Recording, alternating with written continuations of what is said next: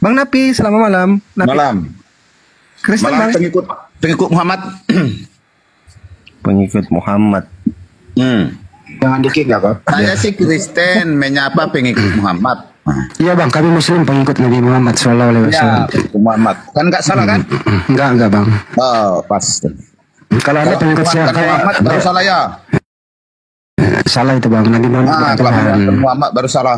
Ya, yang menuhankan manusia itu Kristen kayak Anda. Ya, kenapa kalian ikuti Nabi Muhammad? Nah, kenapa? Kenapa kalian Ya. ikuti Nabi Muhammad? Ya karena Allah memerintahkan mengikuti beliau.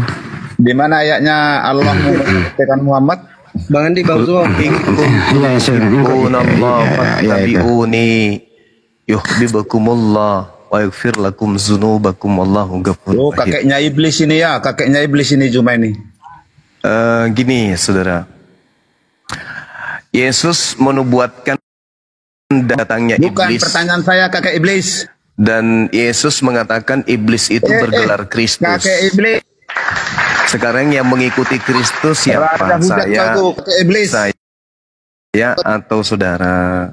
Di mana Allah memerintahkan Kata Yesus, penyesat itu, iblis itu bergelar Kristus, dan Kristen itu gelarnya pengikut Kristus. kualitas pengikut Muhammad.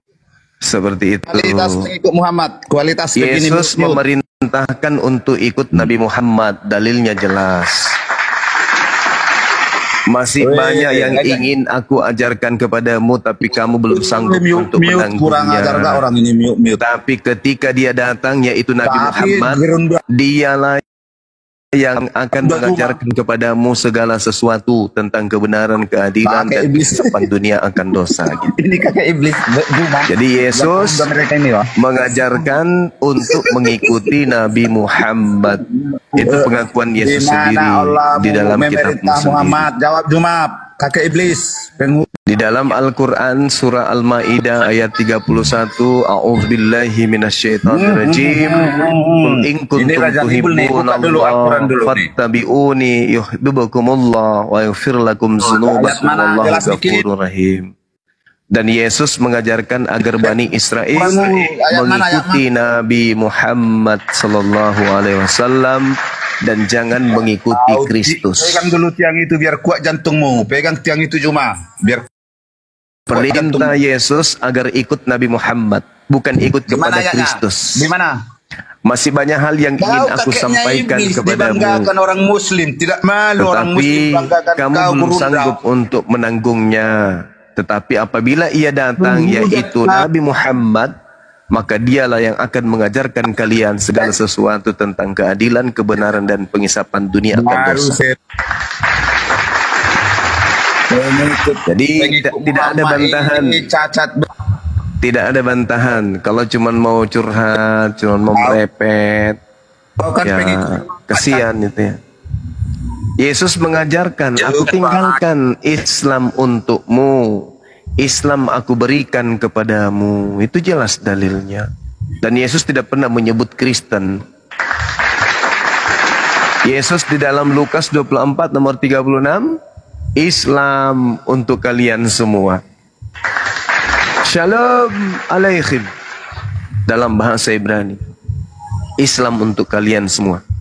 Itu artinya tuh dalam bahasa Indonesia. Yesus tidak pernah menyebut nama Kristen. Tetapi Yesus menyebut Kristus akan menyesatkan banyak orang. Dan orang yang disesatkan ini pasti gelarnya Kristen. Karena Kristen itu artinya apa? Pengikut Kristus. Kenapa orang Kristen itu menuhankan Yesus? Sebenarnya ketika kita berdiskusi dengan level pendeta, pastor, lulusan STT dan seterusnya, ketika mereka menaikkan Yesus anak Maria sebagai tameng Tuhan bagi mereka, mereka pasti keteteran. Kenapa? Karena ruang lingkup pengajaran Yesus di tengah-tengah Bani Israel cakupannya hanya sebagai nabi tok. Cakupannya hanya sebagai rasul. Tidak lebih daripada itu. Tetapi orang Kristen sebenarnya bukan menyembah kepada anak Maria. Maria. Bukan.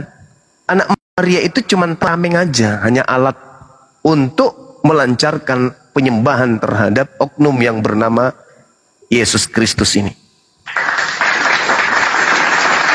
Jadi iblis membungkus diri mereka dengan seragam Yesus, tapi isi dalamnya bukan Yesus. Yesus mewanti-wanti pengikutnya, waspadalah kepada penyesat yang datang kepadamu dengan memakai namaku dan berkata, akulah Kristus. Berarti iblisnya membungkus diri mereka dengan memakai nama Yesus Kristus.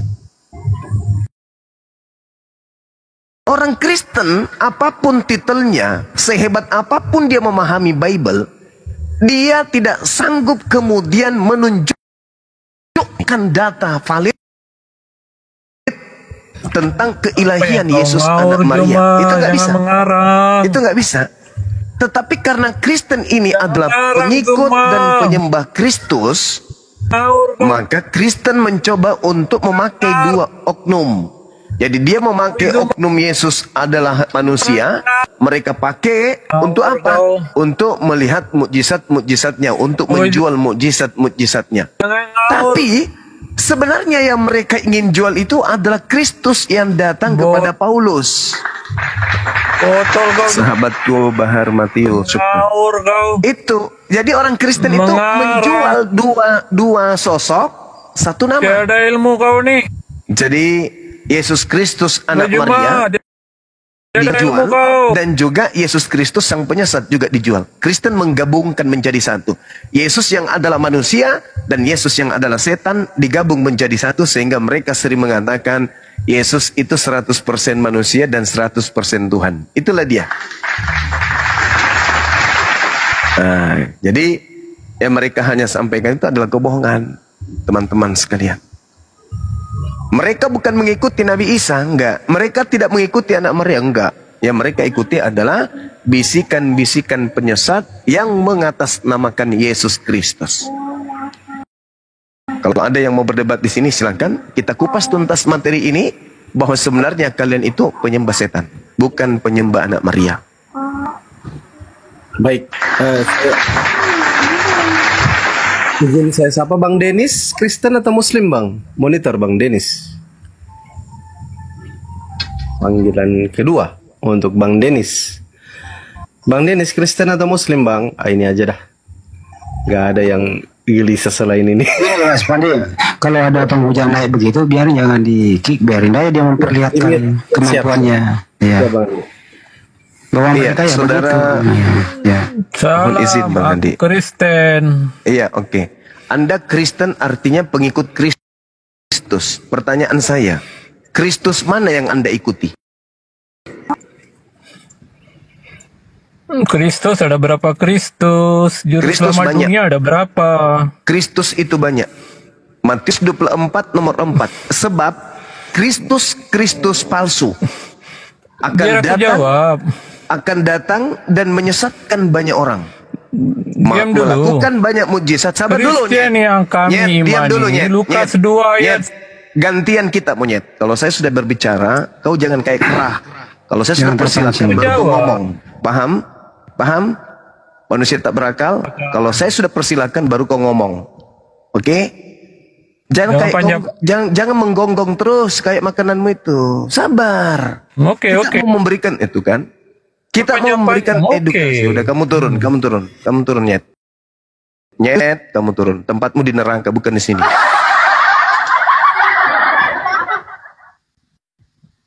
Matius 24 nomor 24. Jelas itu ya. Sebab Kristus palsu akan datang. Kalian itu pengikut Kristus. Nah, untuk mengetahui pengikut yang Anda ikuti itu Kristus palsu atau bukan, mari kita uji berdasarkan dalil. Oke? Jangan nyerocos. Santai, relax. Tunggu sampai selesai saya ngomong. Habis itu Anda ngomong. Gitu. Tadi anak monyet kalau mau diskusi, naik, biar tak ajarin caranya berdiskusi. Dinaikkan kembali si monyet tadi tuh. Siap Kanda. Tapi jangan kau bawa tabiat monyetmu di sini ya. Kau jadi manusia lah. Sekali-sekali kau jadi manusia. Kalau kau diskusi dengan manusia, kau jadi manusia dulu untuk sementara. Nanti ke gereja baru kau berubah jadi monyet lagi. Oke, jangan panjang-panjang. Sekarang kau jawab. Kristus mana yang kamu ikuti? Silakan. Oke, aku jawab. Kristus yang kami ikuti tertulis dalam Lukas 2 ayat 10 dan 11. Pada hari ini telah lahir Juru Selamat Kristus Tuhan di kota Daud. Siapa yang lahir itu? Yesus. Itulah Kristus yang kami ikuti. Itu manusia atau bukan? Manusia ilahi. Dari mana kau dapat ilahinya? Dari mana kau gabungkan antara manusia dengan ilahi? Coba saudara jelaskan bagaimana ceritanya ada manusia ilahi. Setahu saya, yang bergelar manusia ilahi itu cuma Timotius, anak angkat Paulus. Yesus tidak pernah bergelar manusia ilahi. Kenapa Anda Timotius mendukung? lahir dari perawan. Apa? Timotius lahir dari perawan. Timotius lahir dari perawan. Jadi maksudnya kalau dia lahir dari perawan itu artinya dia itu Tuhan gitu. Kau kata Timotius adalah manusia. Nanti dulu, sabar. Dengarkan. Seluruh anak pertama itu lahir dari perawan. Kenapa? Kenapa nangis? Mamamu sebelum melahirkan, dengar. Mamamu ketika melahirkan dia bukan perawan. Dia punya suami macam mama kau juga. Melalui persetubuhan. Dia punya suami. Dia punya suami. Artinya kalau dia punya suami dia tidak perawan. Gitu. Macam kau tiada ilmu nih Zum. Lah, kamu yang tak ada ilmu. Semua anak pertama itu adalah anak dari seorang perawan.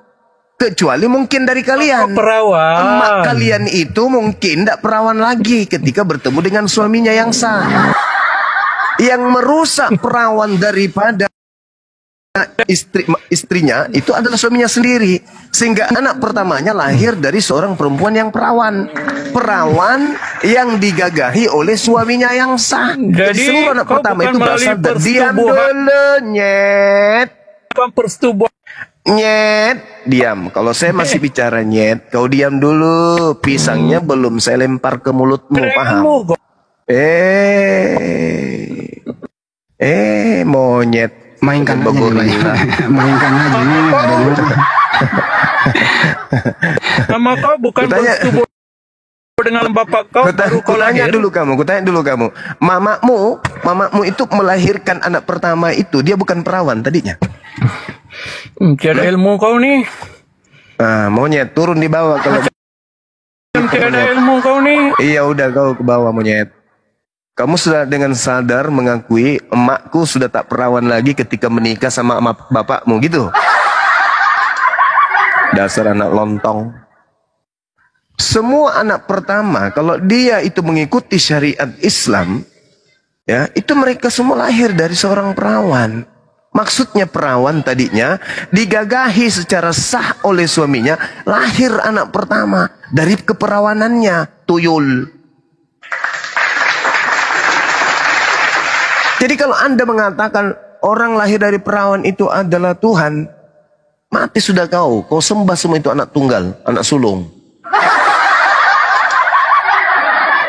Memang cocoklah kau jadi Kristen. Kau tabiatmu kayak monyet. Bang Aura, bising kali. Ayo monyet lain naik. Bang Aura, bising kali. Sebelumnya saya salam kenal ya dari saya agama Katolik, Bang. Bagaimana konsepnya, Bang? Silakan Bang. Katolik. Bagaimana saya tadi Bang, apa yang dibahas, Bang? Ya, yang dibahas itu Kristen ini menyembah manusia atau bukan manusia. Oh itu, ya saya dari agama Katolik bisa menjawab itu. Silakan saudara. Silakan ditanyakan apa yang paling penting di dalam. Soalnya saya nggak bisa menjawab kalau terlalu nggak penting. Ya, ini pertanyaan saya. Kamu menyembah manusia atau bukan manusia? Ya, begini Bang. Di dalam Yesaya, kitab Yesaya ya. Pernubuatan Aduh, Yesaya. bukan itu yang saya. Ngapain kau curi-curi kitabnya Yahudi? Nggak perlu. Kitabmu aja langsung. Filipi 2 nomor 6. Dewa nuzul menjadi manusia, gitu aja kok repot. Di mana Ngemis-ngemis. datanya disebutkan? Pertanyaan saya, kamu menyembah manusia atau bukan manusia? Jawab. Saya menyembah Tuhan. Manusia atau bukan Tuhan? Manusia. Tuhan. Kamu menyembah manusia atau bukan manusia? Bukan manusia tapi Tuhan. Bukan manusia, berarti bukan anaknya Maria. Betul? Tapi itu roh Allah yang dilahirkan Maria. Berarti kamu nggak menyembah anaknya Maria, betul? Begini bang. Begini nasib. Yesus itu Tuhan yang menjelma menjadi manusia. Aduh, ilmu dari mana kamu dapatkan itu? Ilmu dari mana? Aduh, berat saudara. Apologetik Islam ini agak miring ya. Saudara. Dari mana kau dapatkan? Yang kamu ingin sampaikan itu Filipi 2 nomor 6 kan? Di Filipi 2 nomor 6. Kita belum jelaskan. Abang sudah cekcok. Iya, bukan masalahnya. Anak Maria ini manusia atau bukan? Kutanya dulu. Iya, abang niat bertanya enggak?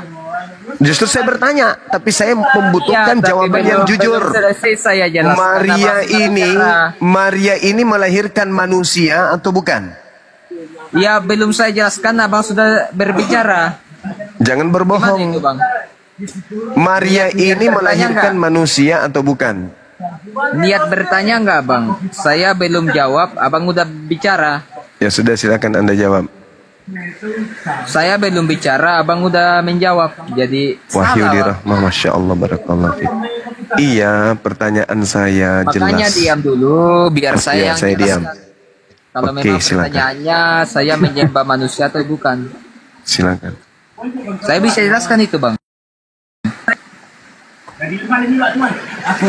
Di ayat Maria kita- melahirkan kucing atau melahirkan manusia? Jawab. Iya, betul. Sebentar.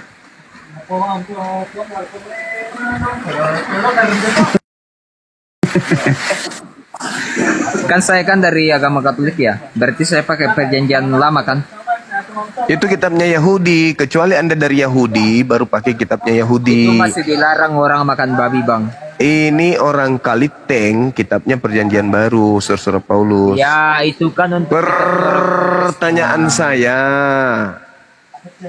Maria melahirkan manusia atau bukan manusia? Maria itu melahirkan Tuhan. Tuhan yang menjelma menjadi manusia. Pada hari ini telah lahir bagimu juru selamat manusia yang diurapi Tuhan. Roma 1 nomor 3, Yesus berasal dari sperma Daud. Mana itu? Yang berasal dari sperma Daud. Ayat mana Roma itu? 1 nomor 3. Roma 1 nomor 3 ya? Iya, Bentar saya cari. silakan. Ada di bawah meja itu. Ramadan. Dia nggak tahu nanti ke sana banyak mah. Enggak apa-apa, Mas Hendy. Bentar. Ada motor di sini. Ya, jual. Tentang anaknya dari Roma 1 ayat 3 ya? Ya, Tentang anaknya yang menurut daging diperanakan dari keturunan Daud. Bentar saya jelaskan. Matikan Ya. efeknya, bang. Efek yang ada tangan itu yang ketawa-ketawa itu matikan dulu. ya Bang. biarin aja orang lagi happy kok dengarkan supaya kelucuanmu. kita fokus jelaskan tentang Apalagi? anaknya yang Menurut daging. diperanakan dari keturunan Daud. Ya. Jadi saya jelaskan ya. Ya, Bukan asumsi, bang. Bukan asumsi. silakan. Ya. Bukan asumsi ya. Iya. Di sini dijelaskan dari keturunan Daud. Karena Iya. Yesus memang keturunan Daud. Iya.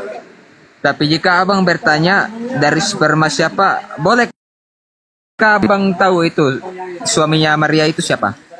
Suami Maria itu Yusuf. Iya, tapi dia enggak ini. Bentar, saya cari lagi. Suami Maria kan Yusuf ya? Ya. Ya. Terus? Bentar, saya cari lagi. Mau kemana? Ke ini aja bagus. Yohanes 3 nomor 6 aja. Yohanes 3 nomor 6 bagus. Oh, Cocok Yohanes itu. 3 nomor 6. Ya, baca. Bentar ya, saya baca ya. Ya. Yohanes 3 ayat 6. Apa yang dilahirkan dari daging adalah daging, dan apa yang dilahirkan dari roh adalah roh. Maria daging nggak?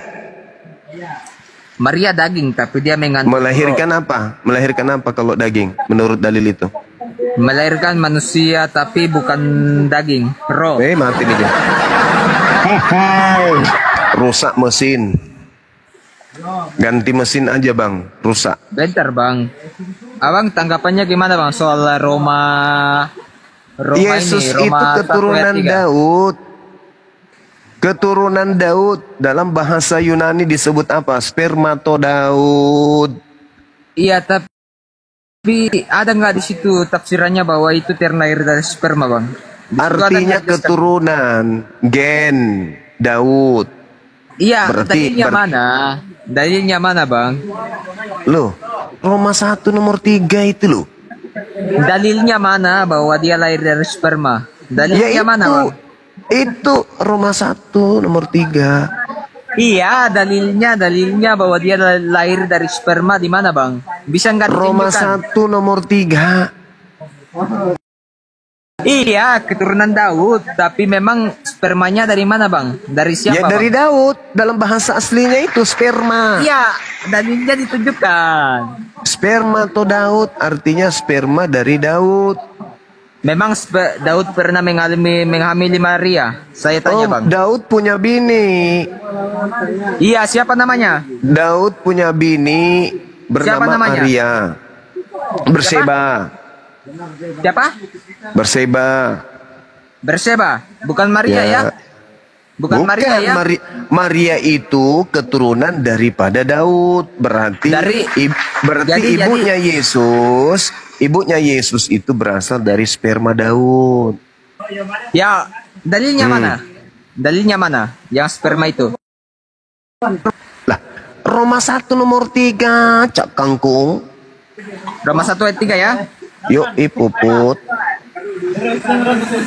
Roma 1 ayat 3. Bukan. Lah, bukan. Mana bang? Roma 3 Roma nomor 1 ayat 100. 3. Tentang ayatnya. Tentang anaknya. Ya. Abang bisa buktikan Yesus itu anak Daud.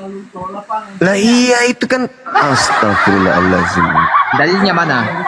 Saya tanya. Roma 1 Yang mana? nomor 4200,3 FN itu dia.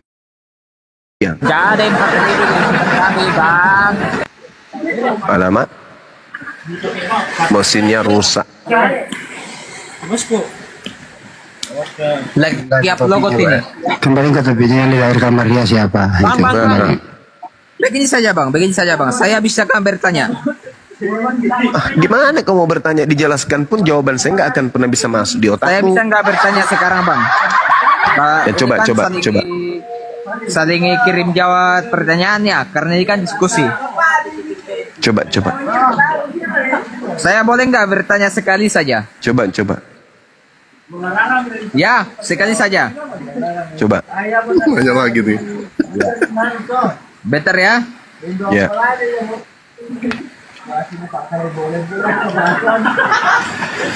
Nah, kalau yang kayak Saya begitu, cari ya.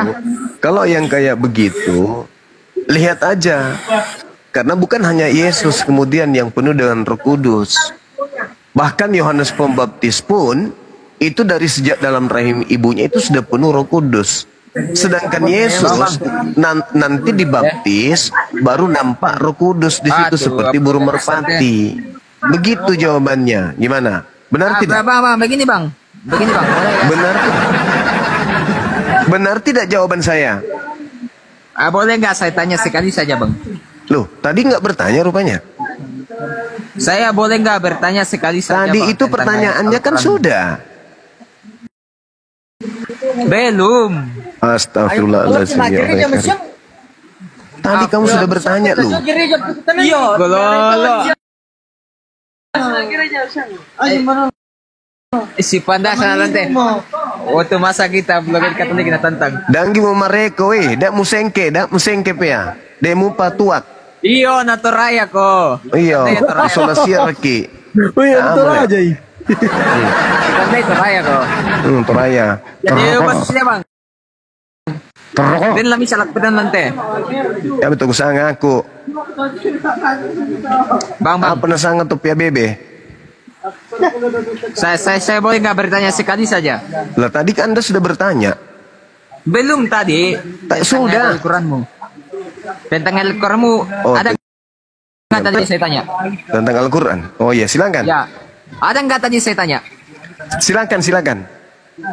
Dalam Al-Taubah ayat 1-3 tentang apa? Memerintahkan kepada orang-orang mukmin agar memerangi orang-orang kafir yang ada di dekat mereka.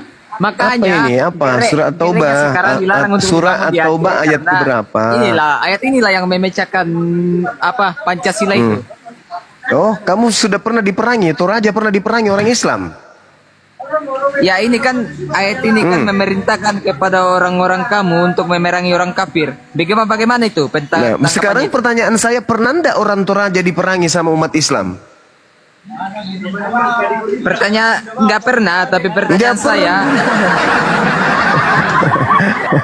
saya, ayat ini artinya untuk apa ini bang? Memerintahkan orang-orang untuk memerangi orang Kristen. Berbicara mengenai perang pada saat itu.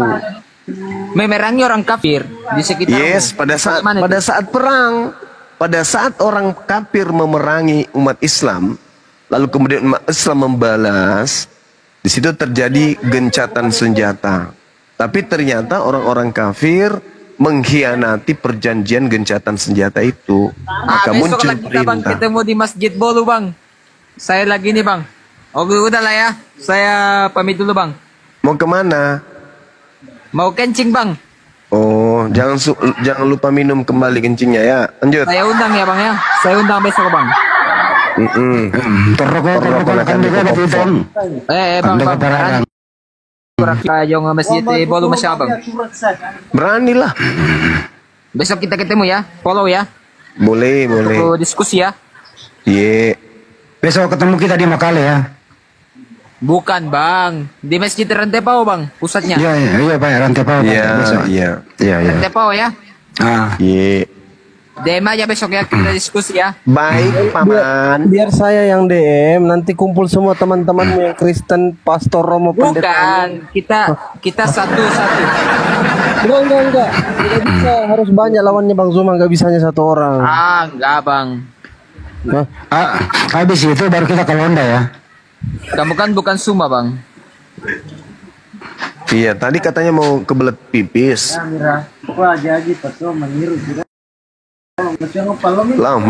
Lalaku mau masuk mengiru. Woi, ambil nape lalaku mengiru. Ngande babi. Terus berkata sangat sama le. Tanda salam le. Ya, maksudnya kita kan besok kan diskusi bang. Iya. Oke. Saya boleh bertanya, Saudara Aura? Boleh saya bertanya? Oke, gua. Tanya aja lah. Oke, baik. Kenapa orang Toraja itu ganteng-ganteng dan cantik-cantik? Kutanay tam na. Apa? Kecuali kamu. Wah.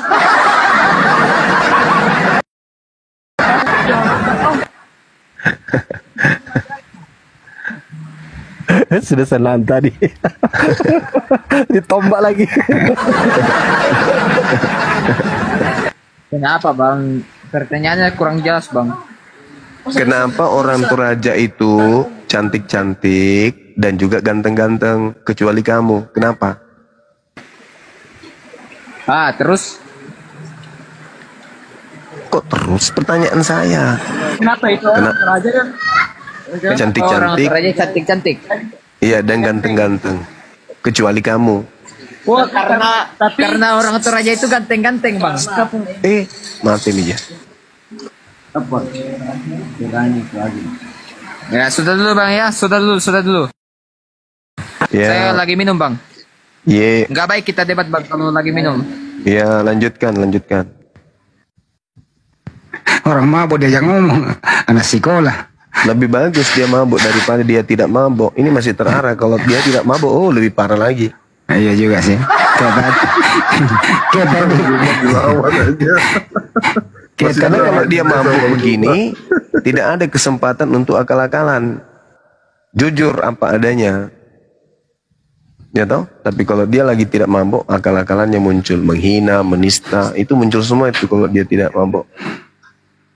Tapi kalau tidak mabuk dia ngomong kayak orang mabuk. Ya itu dia, lebih parah dari orang mabuk. Iya juga sih.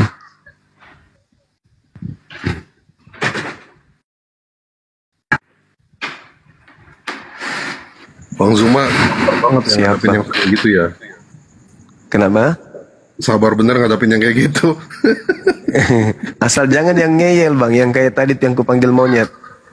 Ya itu parah itu. Itu sudah lama pasien saya tidak bisa. Assalamualaikum. Waalaikumsalam warahmatullahi wabarakatuh. Ya, maaf bergabung. Salam dari Sulawesi Tengah. Ya, di mana di Sulawesi Tengah mbak? Saya di Palu Timur, Bang. Hah? Di pusat kotanya di Palu Timur di Jalan Dr. Sutomo. Oh iya. Saya juga Bugis, Ogi Sinjai. Oh, sudah lama di Jawa enggak? Di mana? Di Jawa Sulawesi. sudah lama. Bukan Jawa, Bang. Sulawesi. Oh di Sulawesi juga? Iya, Sulawesi. Oh, astagfirullah. Besar lahirnya di sini. Cuman bapak pendatang dari selatan Sinjai. Gitu. Sinjai berarti Bugis dong? Iya, Bugis. Kenapa dialeknya kayak orang Jawa? Atau mungkin karena di sini bergaulnya banyak yang ini teman-teman itu yang seangkatan tuh banyak orang Jawa. Pantesan Jadi, sekali ngomongnya ngikutin. mirip sekali orang Toraja. Iya, gimana kabar di sana di Palu? Alhamdulillah Bang baik. Jalan-jalan Bang ke Sulawesi. Mati ya, jauh kali itu. Mati nih. Banyak Mati. pakan riangnya di sini Bang. Ada kaledo. Apa itu? Ada kaledo itu sejenis tulang Kelelawar. sapi, tapi yang iganya itu Bang. Tulang sumsumnya itu. Kalau di sini namanya coto. Saya sering makan coto Bang. Di sini kalau di Palu banyak penjual coto rata-rata orang Makassar. Oh iya. Kalau di sini kan banyak.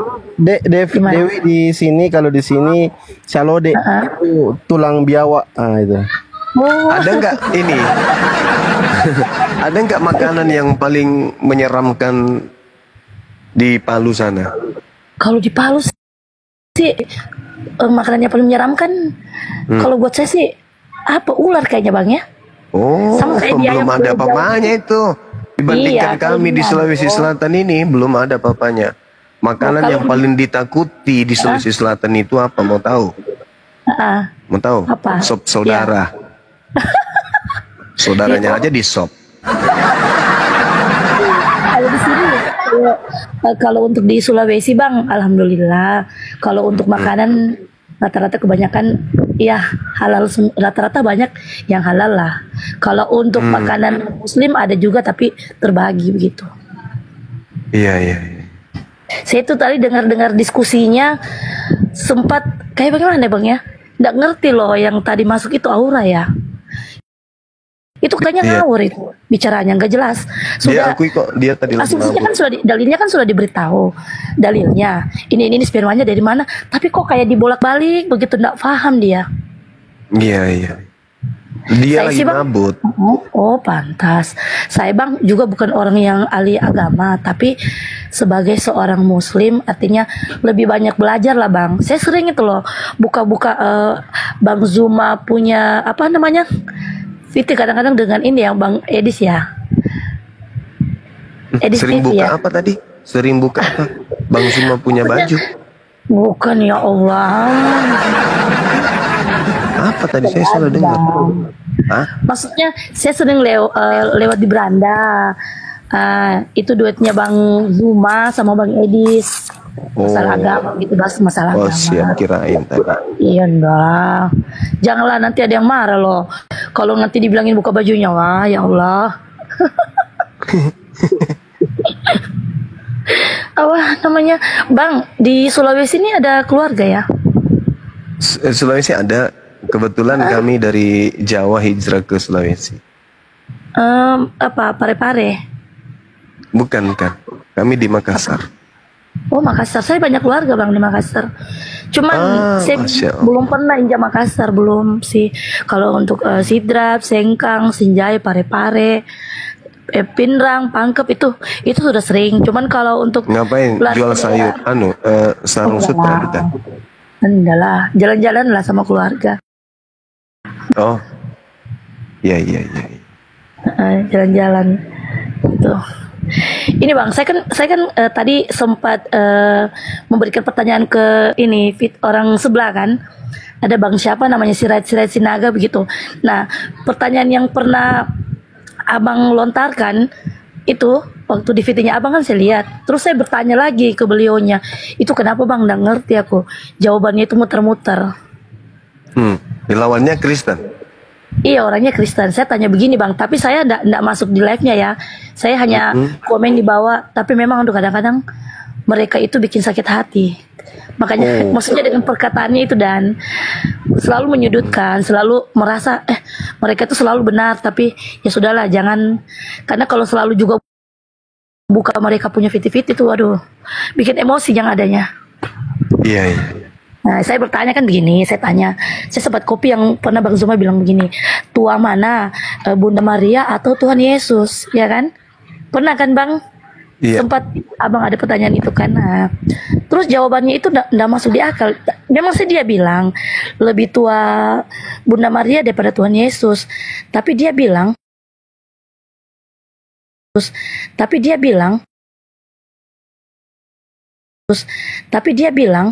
Bapak, itu kan berarti samanya Tritunggal dong. Iya, kayaknya begitu deh. Iya, enggak ngerti lah. Iya. Oke, Wah, mungkin mereka itu ada aja deh. tiga pribadi. Adek Wi, ini Oh, cuma iya, diskusi Bang. lintas Oke. agama ya. Mohon maaf, saya izin mungkin turunkan sekarang biar kita Oke, lanjut siap, Bang. diskusinya. Makasih siap, banyak Bang. ya. Iya. Udah cerita temannya cerita-cerita. Waalaikumsalam. Waalaikumsalam warahmatullahi wabarakatuh. Oke, Bang Guinevere. Silakan buka mikrofonnya, Bang. Ya, Kristen atau Muslim, Bang? Oten. Oh iya, kentara dari baunya, Bang. Silakan, Bang. Emang baunya Oten gimana, Bang? Bau B2 itu, B2 kan kalau dimakan bau itu dagingnya kecium sampai di sini gitu, Bang.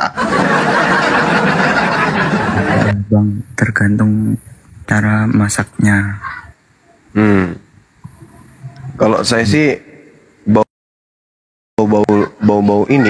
lucu. Kenapa lucu, Bang? Karena kakinya pendek. Bukan. Karena setiap diskusi pasti Otennya lucu. Iya, Bang. Saya mau bertanya, Bang. Kan di Muslim kan ada yang namanya. Bisa nggak suaranya dikecilin sedikit, Bang? Terlalu besar suaranya, sakit telinga. Kecilin sedikit. Lah, Bang, nanti ketahuan saya, Bang. Nggak enak. Oh, ya sudah. Kalau gitu besarin. Lanjut. Kan kalau di Muslim kan ada yang namanya mati syahid. Bang, Iya. itu karena membela agama. Iya. Ya kalau itu memang cara kayak agama yang benar. Terus bagaimana kalau yang di zaman Nabi Muhammad kan ada yang memerangi Nabi Muhammad. Terus bagaimana dengan orang bukan Muslim yang memerangi Nabi Muhammad, tapi dia sudah tahu kalau yang diperangi itu Islam, tapi dia belum tahu ajarannya itu. Terus kalau mati itu dia kemana, Bang? Orang di luar Islam mati. Iya, pas saya akan lihat-lihat pas zaman Nabi Muhammad itu loh. Maksudnya gimana nih, Bang? Izin Bang, saya nanggap kayaknya. Boleh izin sebentar Bang? Silakan. Ya, si Jennifer ini kayaknya bilang maksud dia bagaimana dengan orang-orang kafir yang memerangi Nabi Muhammad tetapi belum mendapatkan pengajaran dari Nabi Muhammad. Begitu bukan maksudnya? Iya Bang. Ya gitu. Silakan Bang Zuma. Memerangi Nabi Muhammad berarti kan sudah kafir namanya. Nabi Muhammad sebelum mengajarkan Islam, beliau tidak pernah diperangi. Tidak ada yang memerangi Nabi Muhammad. Nanti setelah dia menyeru kepada orang-orang kafir untuk menyembah kepada pencipta langit dan bumi, barulah beliau diperangi. Artinya yang memerangi beliau adalah orang-orang kafir. Kafir yang memerangi Nabi Muhammad ya neraka. Seperti itu saudara. Jangankan mereka yang memerangi Nabi Muhammad, yang tidak mengikuti ajaran Nabi Muhammad padahal dia sudah sampai Islam kepadanya, mati kekal di neraka.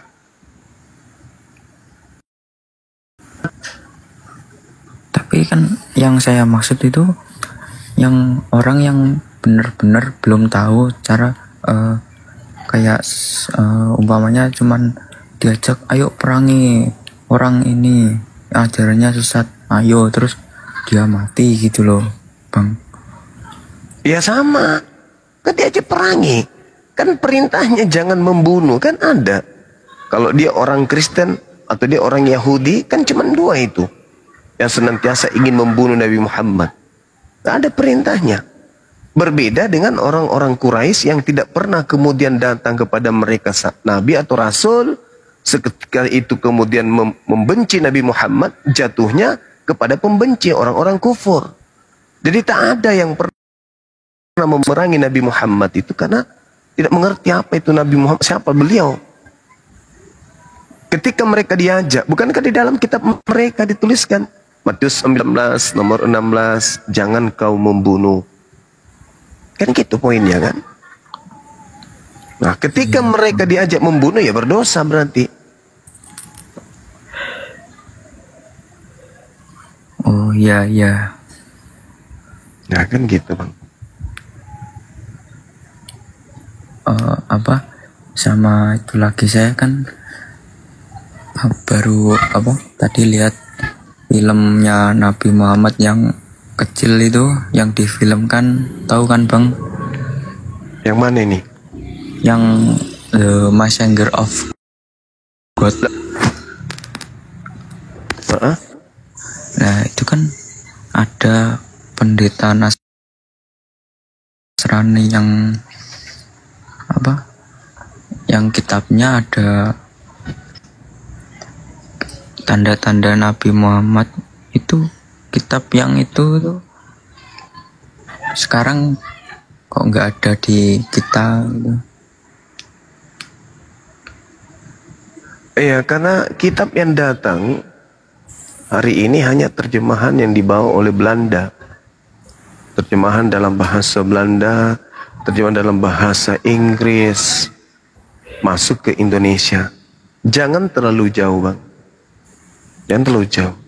Antara terjemahan satu dengan terjemahan lain itu sudah berbeda. Apalagi yang 1400 tahun silam.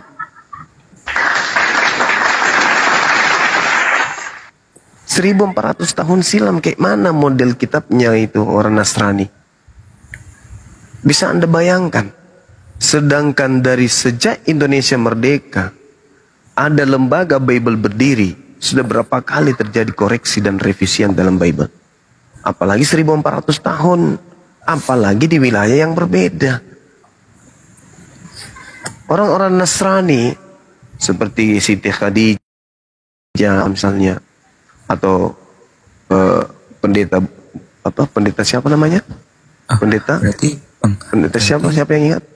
Bukhari. Kok Bukhari? Bukhairah, ya betul. Berarti orang-orang Nasrani itu kepercayaannya itu Yesus Tuhan atau tidak, Bang? Bukan, orang Nasrani itu pertama kalinya mereka beriman kepada Nabi Isa alaihissalam. Berarti tidak menuhankan Yesus. Yes, nanti setelah ajaran mereka diambil, lalu kemudian dicampur adukkan dengan ajaran paganisme Roma Yunani, terjadi sinkretisme. Ya, dia nikahkan, dia gabungkan itu, lahirlah Kristen. Awalnya Nasrani itu yang tidak ambil siapa, Bang? Ya, orang-orang yang ada pada masa itu, yang diterangkan dalam Al-Quran. Sebagian dari mereka juga adalah ahli kitab yang merubah-rubah kitab itu sendiri. Fawailul lil ladzina yaktubuna al-kitaba bi aydihim tsumma yaquluna hadza min indillah. Mereka menyusun sebuah buku, lalu mereka mengatakan ini dari Allah, padahal itu bukan dari Allah. Ini yang disifati oleh kitab saudara. Seperti sejarah pengkanunan kitab. Apa tujuannya kitab itu dikanon? Untuk dijadikan satu standar kepada siapa? Yahudi atau non-Yahudi? Untuk non-Yahudi. Itu jelas itu. Itu jelas. Jadi tidak diragukan lagi bahwa masalahnya kitab yang Anda genggam itu adalah bukan kitabnya para nabi. Bukan murni ajaran para nabi. Tetapi kitab yang Anda pegang hanya berdasarkan atas penyelidikan dan seterusnya. Tapi kitab saya itu termasuk dalam 4 kitab yang Anda imani enggak? Saya tidak beriman kepada kitab saudara. Kami tidak beriman kepada kitab saudara.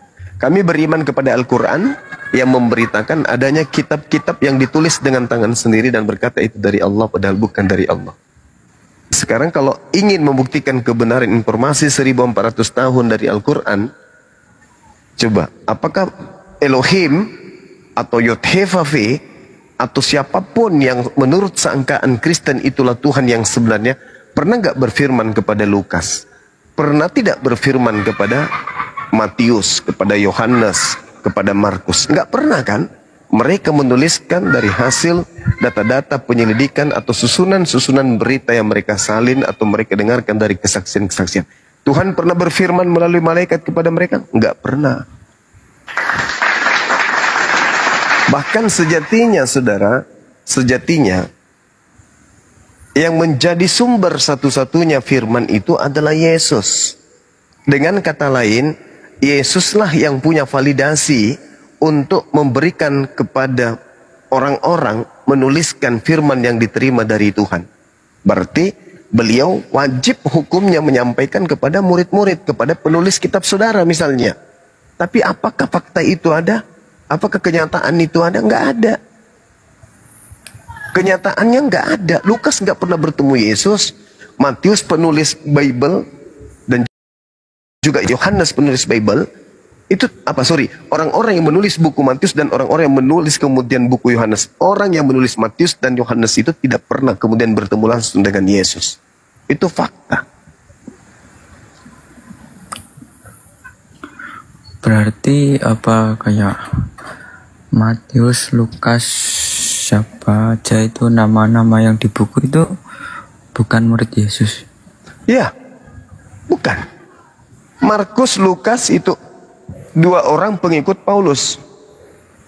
Matius bukan murid Yesus yang nulis. Baca Matius 9 nomor 9. Yohanes bukan murid Yesus yang nulis. Baca Yohanes 21 nomor 24 dengan nomor 25. Itu fakta. Jadi Al-Quran benar dong. Yes. Fawailul lil ladzina yaktubuna al-kitaba bi aydihim tsumma yaquluna hadza min indillah. Liyastahuna samanan qalila. Al-Quran saya loh.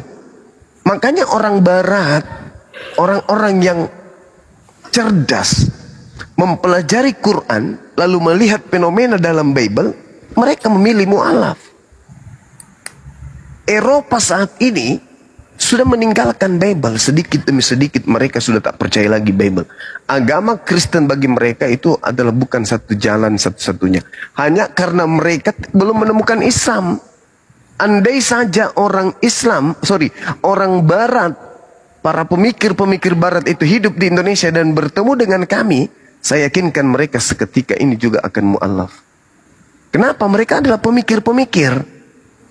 Nah inilah makanya saya bilang, seperti siapa namanya? Si Edis. Anda kan sudah ada di Barat sana, di luar negeri sana. Cari Islam yang ada di sana, ajak berdiskusi. Jangan lagi kau berdiskusi mengajak orang Indonesia. Cari kau di mana? Di Amerika misalnya. Ya cari Islam Amerika. Coba kau injili mereka. Sanggup enggak kalian? Jangan cari yang ada di Indonesia ini.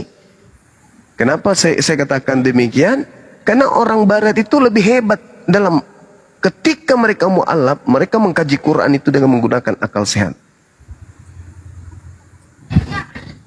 Seperti itu saudara. Jadi ya kitab saudara itu sekali lagi bukan firman Tuhan. Apa dasarnya Anda mengatakan Lukas menuliskan firman Tuhan? Coba. Nggak ada kan? Cuman percaya doang. Berarti Bible itu nggak ada yang seperti kayak Nabi Muhammad yang diwahyukan terus dicatat dalam Bible itu nggak ada. Kalau di dalam Al-Quran, satu yang perlu saudara pahami, Nabi Muhammad itu tidak pernah tahu tentang kitab-kitab sebelumnya. Bukan hanya itu, Nabi Muhammad tidak tahu siapa itu Nabi Adam, siapa itu Nabi Abraham, siapa itu Nabi Musa. Nabi Muhammad buta tentang itu semua. Nabi Muhammad tidak paham apa itu Taurat, apa itu Injil. Nabi Muhammad tidak paham itu semua. Tapi ketika wahyu datang kepadanya, dia berbicara bukan berdasarkan kehendaknya sendiri, tetapi apa yang diterima dari langit, itu yang disampaikan. Terlepas benar tidaknya, biarkan zaman yang menentukan itu. Biarkan kemudian ilmu pengetahuan yang memberikan filternya, benar tidaknya apa yang diucapkan itu. Nah faktanya, yang terlontar dari lisannya itu adalah seluruhnya kebenaran. Artinya, kan berbeda dengan penulis-penulis baik.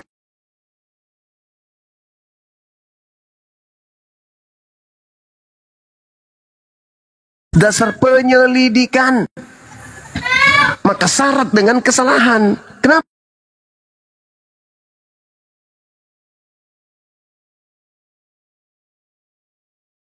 Dan kemampuan dia untuk mencatat. Sedangkan pewahyuan tidak. Salah ataupun tidak salah, ini yang harus saya sampaikan. Silakan zaman yang menilai benar tidaknya. Itulah yang disifati Al-Quran. Itu baru wahyu. Makanya kalau dikatakan bahwa wahyu itu harus diterima sama orang yang cerdas duluan, itu mencurigakan. Kenapa? Kalau orang cerdas, ya namanya orang cerdas kayak Paulus. Paulus itu orang cerdas, dia adalah orang Farisi, dia orang pintar, maka dia mampu menulis surat. Apapun dia bisa karang, karena dia adalah peneliti dari kitab-kitab Tanakh. Itulah Paulus. Sedangkan Nabi Muhammad, bagaimana dia ingin menuliskan tentang adanya kehidupan di bawah laut, adanya embrio, bagaimana kemudian dia menjelaskan tentang sidik jari, adanya api di bawah lautan dan seterusnya. Bagaimana dia bisa menjelaskan itu? Sementara dia orang ummi, orang yang tidak paham tentang kitab-kitab sebelumnya. Kalau Paulus menceritakan sebuah narasi, wajar wong dia itu ahli kitab. Namanya ahli kitab berarti pakar kitab. Mampu ndak ngarang kitab orang yang ahli kitab? Mampu. Mampu. Kenapa tidak? Dia ahli. Dia ahli Taurat. Bahkan dia mengatakan, aku tidak bercacat dalam hal pengetahuan terkait dengan hukum Taurat. Berarti hebat dong. Dia bisa ngarang apa saja kan? Nah, Lukas melakukan penyelidikan. Markus pengikut Paulus yang disarankan Paulus kemudian untuk mengikuti apa yang menjadi pola pengajarannya. Bagaimana dengan Matius? Matius juga itu adalah peneliti, pengarang. Penulis Yohanes juga demikian adanya. Penulis yang menceritakan tentang kesaksian-kesaksian orang. Lalu standarisasi firman Tuhannya di mana? Enggak ada. Berdasarkan Al-Quran tidak ada. Bagaimana dengan berdasarkan Yesus? Yesus mengatakan apa? Apabila roh kebenaran itu datang, dia berkata-kata bukan dari dirinya sendiri, melainkan apa yang didengar, itu yang diceritakan. Saya ulang, kata Yesus, apa yang didengarkan itu yang diucapkan. Lukas mendengar enggak? Enggak. Enggak ada kan? Nah, sedangkan Nabi Muhammad, apa yang didengarkan dari malaikat Jibril, itu yang disampaikan. Nah, itu yang dimaksud oleh Yesus, roh kebenaran.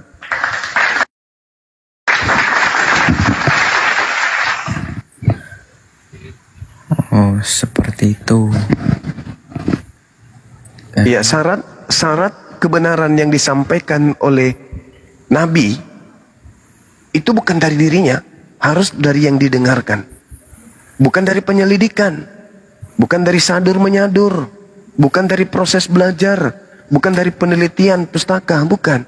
Tapi apa yang didengarkan, itu yang disampaikan. Benar tidaknya, silakan orang yang berilmu, orang yang berakal, orang yang kemudian melakukan karya ilmiah untuk menjelaskan dan menguraikan serta menyimpulkan isi Quran. Al-Quran ini salah atau benar? Nabi Muhammad tidak mengukur, oh ini pasti benar, oh ini salah, harus ditambahin, harus dikurangi. Enggak. Seketika apa yang didengarkan, itu yang disampaikan. Silakan alam semesta menguji kebenaran Al-Quran. Yang jelas aku hanya menerima dari Tuhan. Dan kalau yang kuterima ini bukan dari Tuhan, pasti syarat dengan kesalahan. Kalau dari iblis, pasti syarat dengan kesalahan.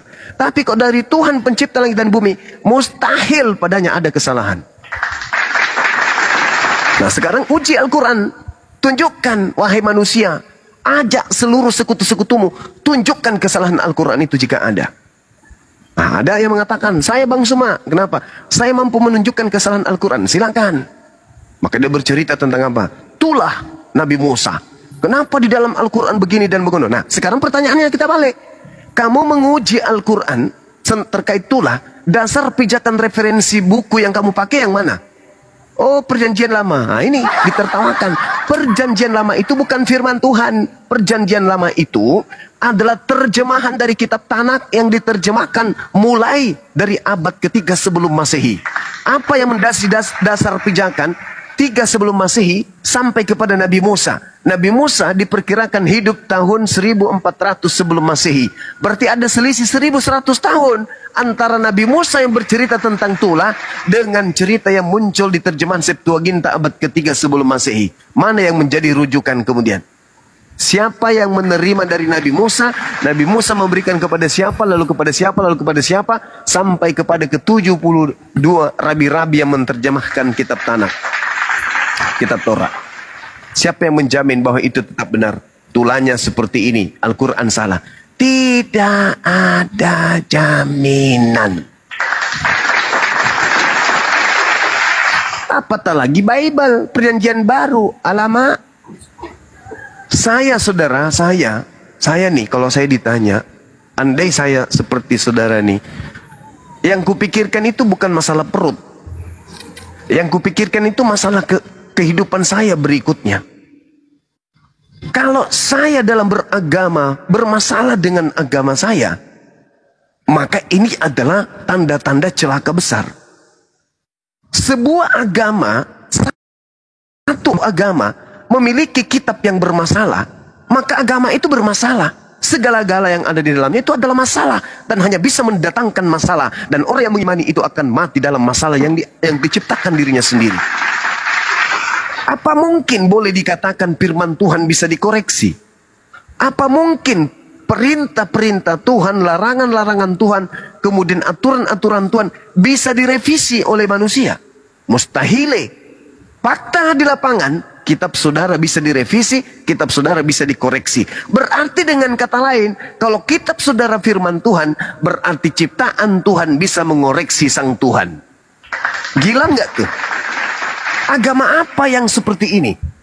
Dia mampu mengoreksi dan memperbaiki serta merevisi firman Tuhan. Ini agama apa ini?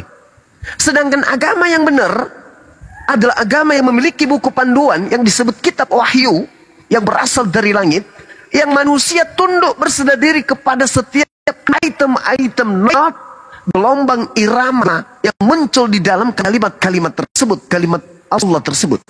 Bukan manusia mempretelinnya, bukan manusia merevisi dan mengoreksi sesuai dengan apapun canggihnya, mau kehidupan manusia sampai pada pencapaian yang supra luar biasa. Kitab suci tidak boleh dirubah, dan kalau itu berasal dari pencipta langit dan bumi yang maha tahu, sehebat apapun kehidupan manusia, pasti kitab itu seirama dengan keadaan yang ada. Tapi kalau karangan manusia, hasil penyelidikan, dia keteteran. Jangan kau pakai original teksnya. Kenapa? Sudah tidak zaman. Lalu apa dong? Kita pakai terjemahannya aja. Apa alasannya? Kalau terjemahan masih bisa direvisi, terjemahan masih bisa dikoreksi. Loh, kok ada revisi koreksi? Maksudnya apa? Iya dong. Kalau tahun ini rasa bahasa dan cipta rasa bahasa itu sudah berubah, makna sebuah kata dalam bahasa manusia itu sudah berubah, maka boleh dong terjemahan kita perbaikin. Boleh dong kitab kita ini direvisi. Demi apa? Demi untuk mencapai apa yang kita inginkan di dalam beragama. Kita menginginkan orang mentuhankan selain daripada Tuhan. Ya buat revisi lagi, koreksi lagi. 50 tahun ke depan, yang disebut sendal bisa berubah menjadi daun pintu. Sesuai dengan selera. Kenapa? Ya terjemahan. Makanya saya katakan, kalau saya menjadi Kristen, tidak cukup waktu lama untuk saya tinggalkan agama itu. Kenapa? Mustahil firman Tuhan pencipta langit dan bumi bisa dikoreksi dan bisa direvisi dan diperbaiki oleh manusia. Mustahil. Sedangkan Kristen tidak punya senjata. Yang Kristen punya cuma terjemahan. Supaya dianggap itu lebih valid, lebih sahih, disebutlah Bible itu dengan sebutan Alkitab. Supaya itu lebih enak lagi, disebutlah di dalamnya kata Nabi, Rasul, Allah. Demi apa? Demi untuk memuluskan misi daripada adanya Bible tersebut. Kalau firman Tuhan tidak begitu, kawan. Firman Tuhan itu kamu mau hantam di lautan, lautan tak berubah, tak mampu merubahnya. Anda mau buang dia di udara, di langit, langit tidak bisa merubahnya. Anda mau leburkan di bumi, bumi tidak mampu merubahnya. Apalagi cuman manusia-manusia picik, tidak akan pernah mampu untuk merubah. Kenapa? Ini kalimat pencipta langit dan bumi. Sebagai presiden misalnya, tidak ada yang bisa merubah titah presiden. Apa yang sudah menjadi keputusan presiden, itu tidak bisa dirubah. Kecuali atas persetujuan presiden itu sendiri. Kecuali atas perintah presiden itu sendiri. Baru bisa. Tapi kalau ada presiden punya titah dirubah-rubah oleh menteri tanpa sepengetahuan presiden, aturan-aturan tadi itu bukan lagi menjadi keputusan presiden, itu sudah asumsi para menteri. Begitulah keadaan Al-Quran.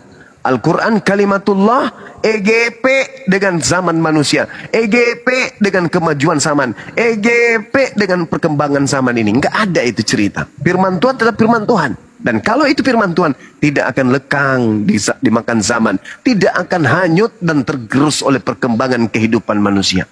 Itu baru firman Tuhan. Kenapa bisa demikian? Karena ini kalimat yang maha tahu, karena ini kalimat yang maha melihat, karena ini kalimat yang maha mendengar. Karena dia memiliki aspek itu semua, maka apa yang dikatakannya tidak mungkin keliru, tidak akan mungkin salah. Tapi kalau manusia, syarat dengan kesalahan. Kalau buku itu bukan firman Tuhan, tetapi catatan manusia, lihat aja, Anda akan panen berjuta kekecewaan. Itu sudah pasti itu. Itu yang pertama. Yang kedua, Anda menggunakan lalu terjemahan Al-Quran kami itu Anda pakai untuk mendirikan sekte baru di luar Islam.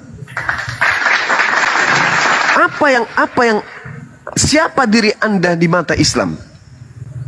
Lelucon, sampah, kasihan, diolok-olok, direndahkan, diremehkan, dipandang sebelah mata, bahkan kalau perlu diludahin. Ketika Anda berbicara mengenai kebenaran, Anda disemprot pakai ludah. Sama yang punya Quran. Karena Anda sosokan membahas Tuhan kami anak-anak Tuhan, tapi Anda hanya menggunakan terjemahan Al-Quran kami, lantas Anda membuat sebuah aliran kepercayaan. Maka bagi kami Anda sampah. Tetapi Anda tetap ngotot. Bahkan ada yang lebih parah. Kalian yang hanya memegang kemudian terjemahan Al-Quran, berani-beraninya berdebat dengan kami pemegang Al-Quran ini.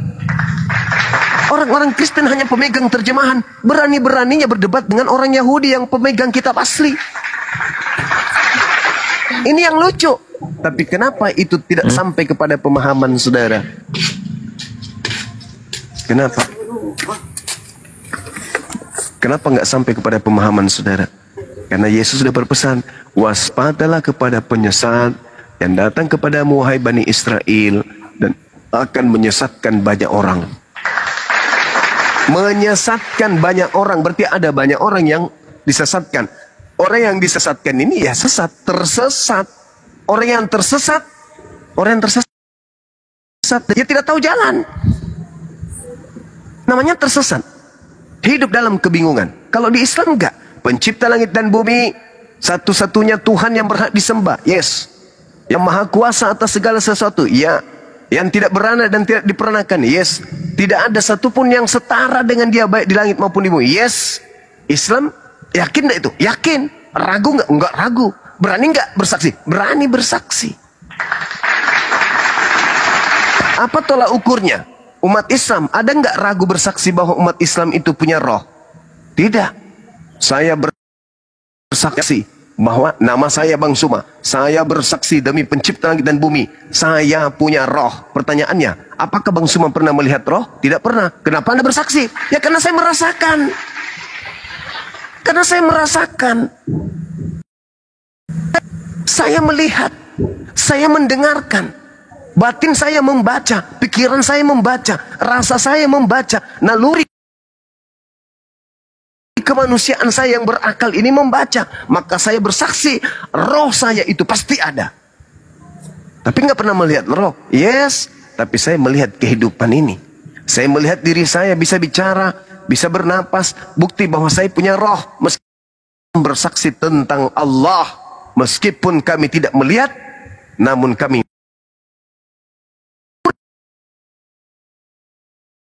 tidak perlu turun Tuhan itu menjadi bayi, menjadi orok. Itu hanya ajaran paganisme. Demikian, silakan.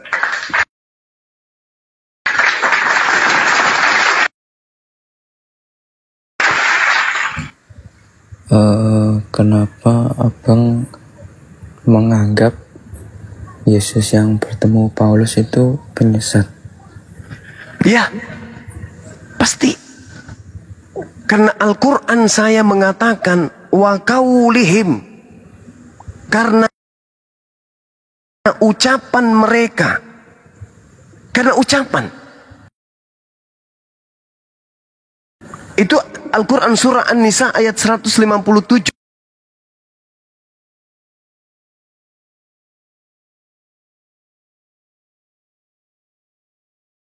Isa itu sudah dibunuh.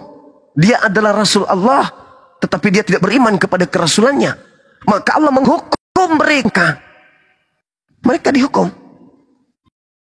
Nah, ketika Allah menghukum mereka, apa kata Al-Quran? Wa makaru wa makarallah wallahu khairul makirin.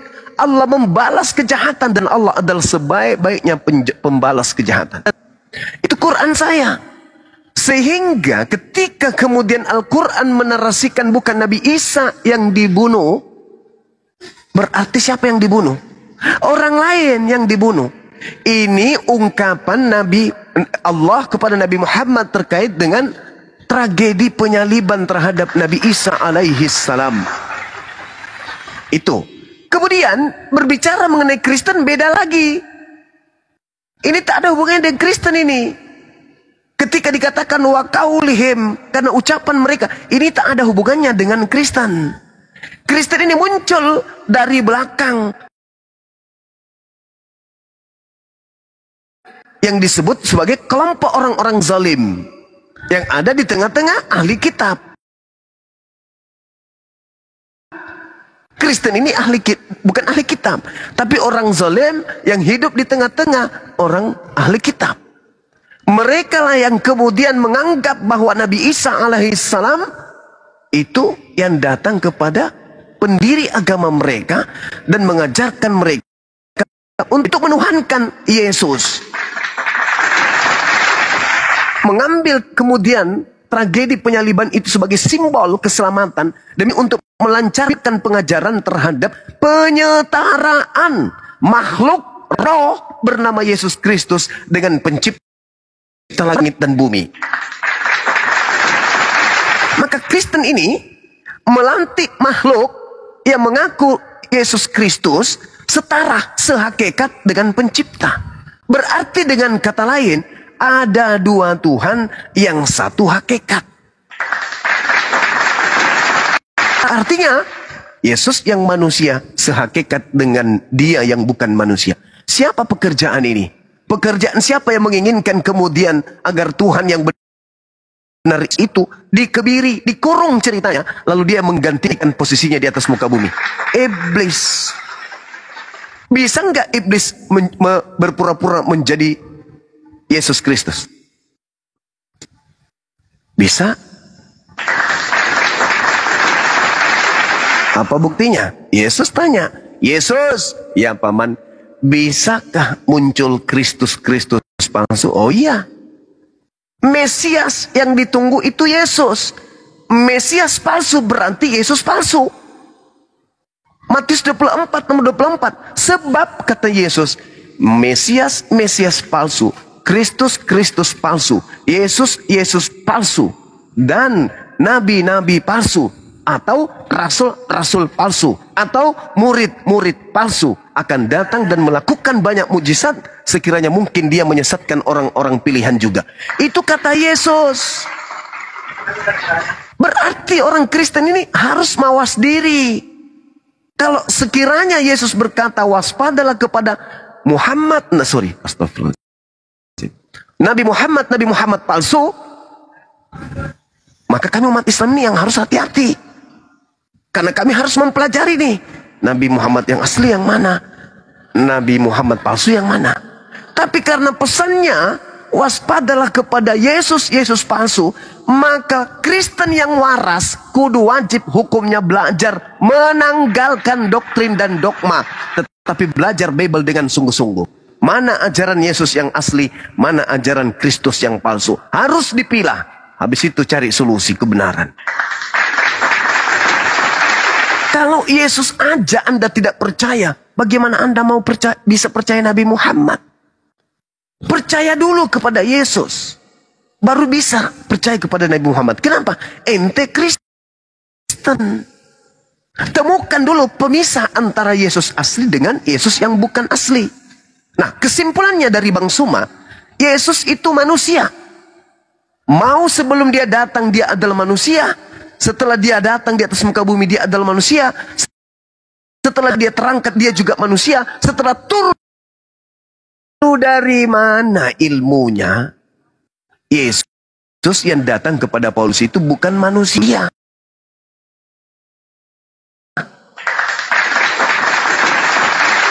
Lalu dari mana konsepnya Yesus Kristus yang bukan manusia ini kok dianggap anak Maria?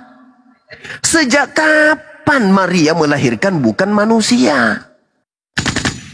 Sejak kapan? Bukan ke Ibrani 13 nomor 8, Yesus sama saja kemarin, sekarang maupun besok, bahkan selama-lamanya Yesus tetap sama, tidak pernah berubah. Itu dia, Yesus ini tetap manusia.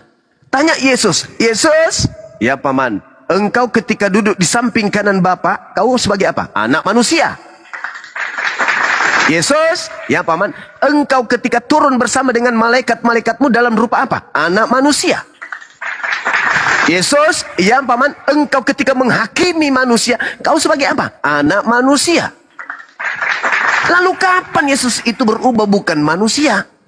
Tidak pernah. Lalu siapa yang mengatakan Yesus Kristus yang datang kepadaku bukan manusia? Galatia 1 nomor 1, Galatia 1 nomor 11 nomor 12. Itulah nabi palsunya si rasul palsu yang mengaku bertemu dengan Yesus, tetapi Yesusnya bukan manusia. Artinya yang ditemui oleh Paulus ini itu bukan anak Maria. Jadi anak Maria ketika Anda tuhankan, Anda panggil Tuhan, Anda bermujizat, bernubuat, mengusir setan pakai namanya, Anda akan diusir sama dia. Karena yang Anda sembah selama ini bernama Yesus Kristus, Yesus sejatinya bukan dia. Dan yang akan Anda temukan nanti di padang mahsyar bukan Yesus yang datang kepada Paulus, tetapi Nabiullah Isa alaihi salam lah yang akan Anda temui nanti. Yesus yang ada di padang gurun, yang ditemui Paulus dalam bilik rahasia, yang datang kepada Ananias, yang datang mengaku bintang timur di Pulau Patmos itu sudah tak ada nanti di padang mahsyar. Dia sudah lebih dulu ke rumahnya, neraka. Yang tinggal sisa Nabi Isa alaihi salam yang kalian sebut Yesus. Apa buktinya? Mari saya bacakan. Wa isqalallahu ya Isa bin Maryam a anta qulta linnas, wahai Isa putra Maryam, hambaku, ciptaanku, apakah ente yang mengajarkan mereka menuhankan dirimu selain daripada aku? Apa kata Nabi Isa? Qala subhanaka ma yakunu li an aqula ma laysa li bihaqq. Maha suci engkau ya Allah, aku tidak punya hak mengatakan sesuatu yang bukan hakku untuk aku katakan. Aku tidak pernah mengatakan kepada mereka sembahlah aku, akulah Tuhan. Enggak pernah. Ma qultu lahum illa ma amartani bi ani abdullah rabbi wa rabbak. Aku hanya mengajarkan mereka sembahlah Allah Tuhanku dan Tuhanmu. Bagaimana dengan Yesus? Yesus juga demikian adanya. Yohanes 12 nomor 49 nomor 50. Aku tidak berkata-kata dari diriku sendiri loh. Apa yang aku katakan adalah apa yang diperintahkan untuk aku katakan, aku sampaikan. Lalu dari mana orang Kristen mengatakan Yesus itu Tuhan 100%, manusia 100%. Sedangkan Yesus sendiri tidak berkata-kata dari dirinya sendiri. Dan ucapan itu tidak pernah terlontar dari mulutnya Yesus. Yesus pun tidak pernah berkata kepada murid-muridnya Bani Israel, kepadaku telah diberi kuasa baik di langit maupun di bumi. Bullshit. Yesus tidak pernah mengucapkan kalimat itu. Yesus pun tidak pernah mengajarkan akulah Alfa, akulah Omega, akulah awal, akulah akhir, akulah kematian, akulah kebangkitan. Yesus tidak pernah mengucapkan itu. Ucapan-ucapan itu muncul kemudian dari oknum yang memakai nama Yesus. Untuk apa dia pakai nama Yesus? Untuk menyesatkan manusia. Kalau dia pakai namanya bom-bom, tidak ada yang mau ikut. Tapi karena dia pakai nama Yesus, seorang tokoh yang mampu membangkitkan orang mati, yang mampu membuat orang lumpuh berjalan. Nama itu nama besar, nama itu nama dahsyat, nama yang disegani oleh Bani Israel kala itu.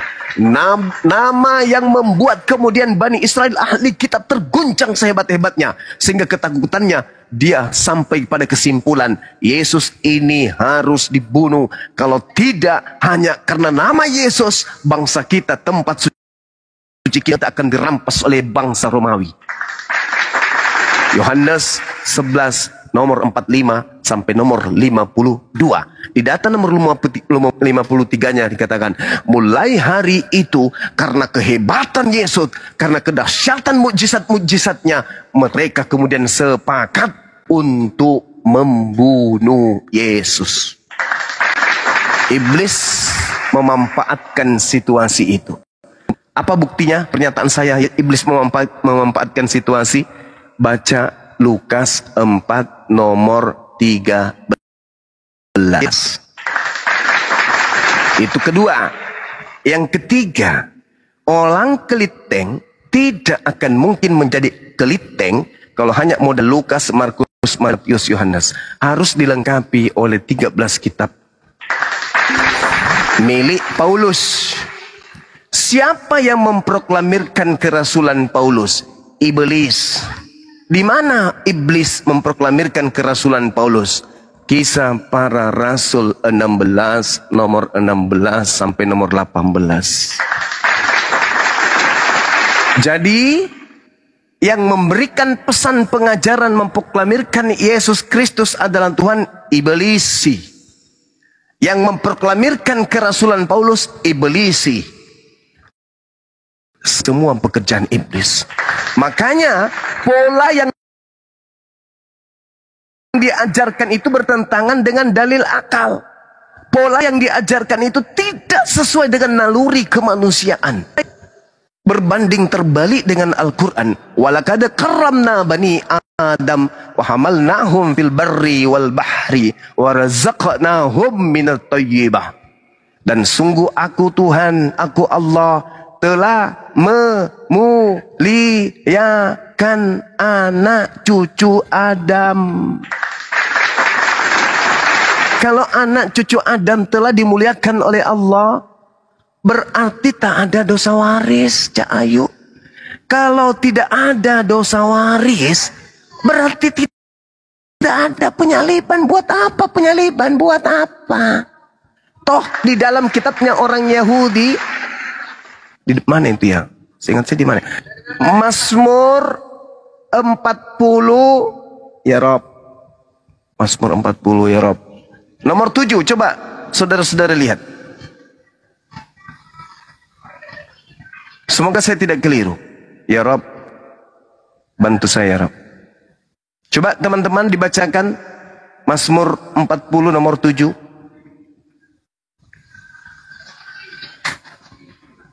Bukan ya? Salah saya ya? Keliru saya ya? Ya, bukan Gurunda, bukan. Bukan ya? Oke. Bismillahirrahmanirrahim.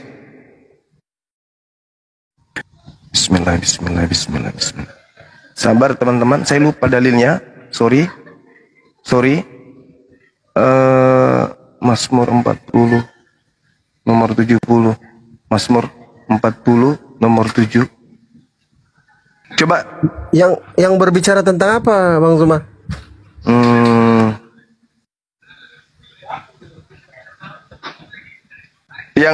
Yang seirama dengan Ibrani 10:8. Ini kalau di Mazmur 40 nomor 6 sampai 7. Ya, coba nomor 6. Ya, coba.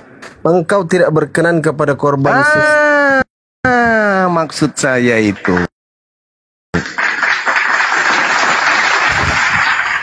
Maksud saya itu, tapi dicetakan lama disebutnya, dicetakan baru disebutnya data nomor 7, padahal itu nomor 6. Betul nggak? Ya, betul Kanda. Masya Allah. Ini karena kebanyakan makan Indomie ini. Silakan. Makanya hafalannya bagus. Coba dibaca lagi, Dek. Dibaca tadi. Mazmur berapa? Mazmur 40 nomor 6. Ya. Engkau tidak berkenan kepada korban sembelihan dan korban sajian, tetapi engkau telah membuka telingaku, korban bakaran dan korban penghapus dosa tidak engkau tuntut.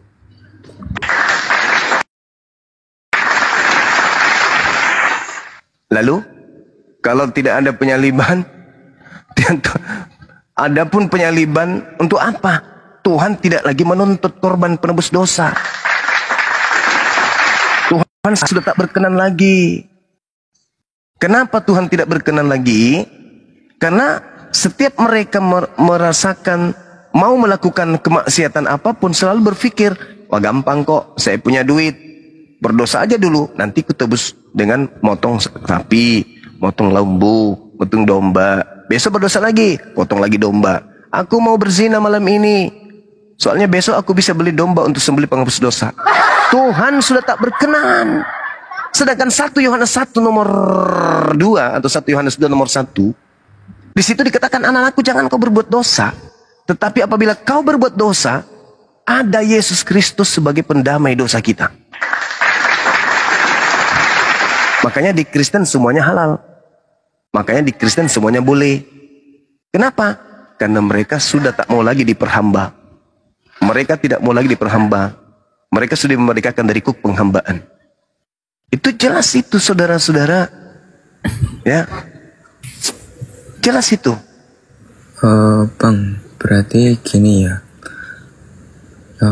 Yesus sudah disalib, terus Paulus ketemu Yesus, terus Paulus itu mengajarkan pada orang-orang Roma, terus orang-orang Roma itu percaya gitu.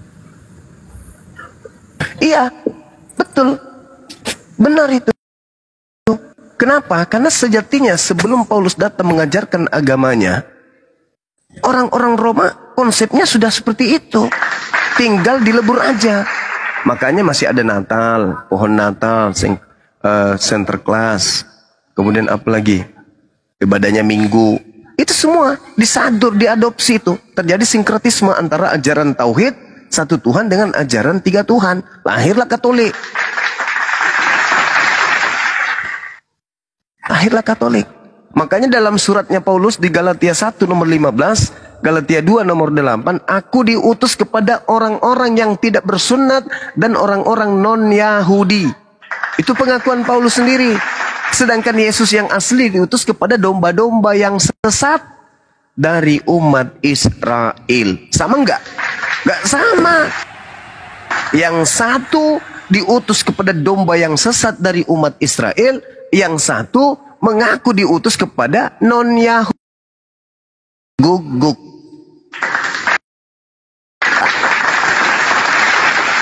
Begitu saudara. Kaidahnya seperti itu. Kan Yesus itu kalau di Islam kan Nabi yang abang yakini sampai sekarang masih hidup. Ya. Yes. Selain Yesus, siapa lagi yang kayak gitu, yang masih hidup? Ada nggak? Kalau kami di Islam, semua manusia yang mati dalam keadaan jihad, memperjuangkan kemudian dinul agama yang diajarkan oleh para nabi, mati mereka masih hidup sampai sekarang. Wala tahsabanna alladhina qutilu fi sabilillahi amwata bal ahya inda rabbihim yurzaqun. Buktinya ketika Isra Mi'raj Nabi Muhammad bertemu dengan para nabi. Buktinya ketika Yesus mengajak kemudian Yakobus, Yohanes dan Petrus naik ke bukit, dia bertemu dengan Elia dan Nabi Musa alaihissalam. Bukankah di dalam Ulangan 34 Nabi Musa sudah meninggal dunia? Kenapa dia bisa bertemu dengan Yesus? Berarti mereka hidup. Mereka hidup. Inilah yang diterangkan Al-Quran. Wala tahsabanna alladhina qutilu fi sabilillahi amwata.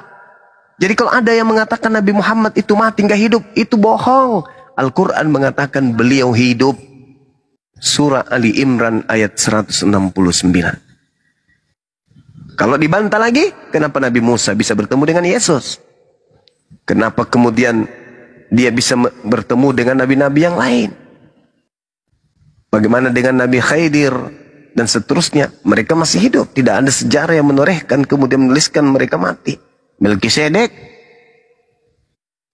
ya kan? Seperti juga Elia di dalam kitab saudara. Makanya ketika dikatakan Yesus itu adalah korban karena dia tidak pernah berdosa, itu juga keliru. Mengapa saya mengatakan kitab Anda itu direvisi dan bukan firman Tuhan? Coba, apa mungkin Yesus yang mengatakan dalam Yohanes 3 nomor 13, tidak ada seorang manusia yang pernah naik ke surga melainkan aku. Tidak ada yang pernah naik ke surga melainkan aku. Lah, bagaimana dengan di kitab 2 raja-raja itu? Ternyata Elia lebih dulu naik ke surga daripada Yesus. Itu bohong. seperti itu, saudaraku.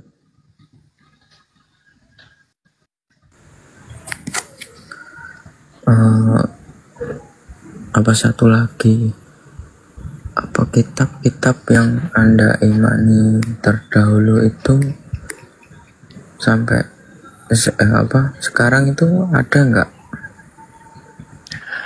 Al-Quran saya mengatakan dalam surah Al-Ma'idah, Allah Subhanahu wa ta'ala menyeru kepada Bani Israel, kepada ahli kitab. Al-Quran saya ketika memberitakan tentang datangnya Nabi Muhammad, Allah menyeru kepada ahli kitab, ya ahlal kitab, qad ja'akum rasuluna yubayyinu lakum. Tujuannya beliau datang, selain sebagai rahmatan lil alamin, beliau juga datang untuk menjelaskan sebagian dari isi kitab yang disembunyikan oleh ahli kitab.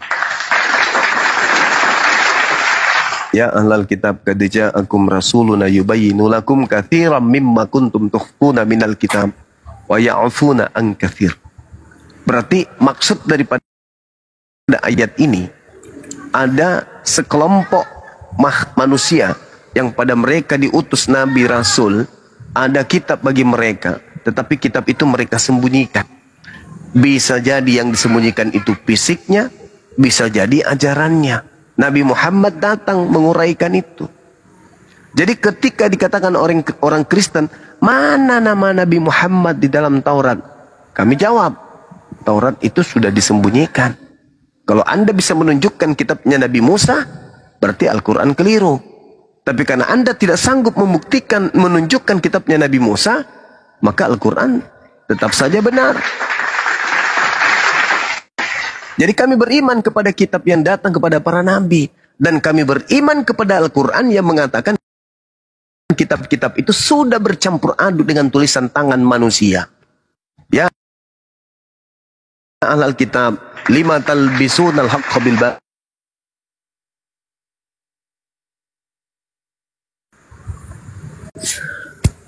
Jadi sebenarnya kitabnya Taurat, kitab Zabur, kitab Injil itu pakai bahasa Indonesia. Dulunya beneran ada. Ya, dulu benar ada. Al-Quran surah Al-Araf ayat 144 dan 145. Allah yang menjelaskan itu.